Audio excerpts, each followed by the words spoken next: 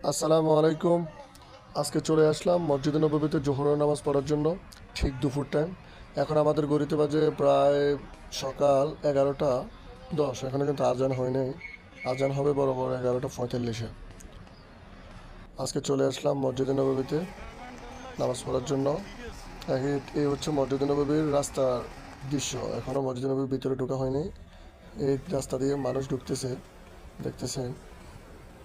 Already আমরা মসজিদে নববীর ভিতরে চলে আসলাম। এই হচ্ছে মসজিদে নববীর ভিতরের দৃশ্য। মানুষ এখন ঢুকতেছে আস্তে আস্তে। এই হচ্ছে মসজিদে নববীর ভিতরের দৃশ্য।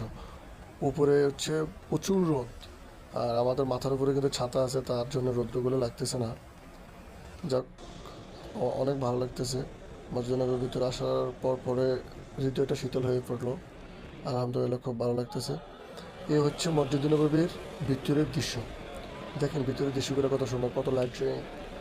মানে কি বলতাম, মনটা শীতল হয়ে যাবে এই ভিতরে প্রবেশ করার সাথে সাথে। এই হচ্ছে মসজিদের নববীর ভিতরের দৃশ্য, মানে মসজিদের ভিতরের দৃশ্য। এটা অনেক সুন্দর। এটা দেখেন ভিডিওর মাধ্যমে।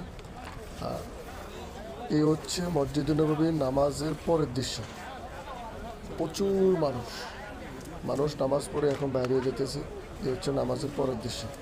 আলহামদুলিল্লাহ, আল্লাহ পাকের কাছে লাখো শুকরিয়া যে আল্লাহ পাক আমাদেরকে এই সুন্দর সুন্দর দৃশ্যগুলো উপভোগ করার তৌফিক দান করেছে। আসসালামু আলাইকুম।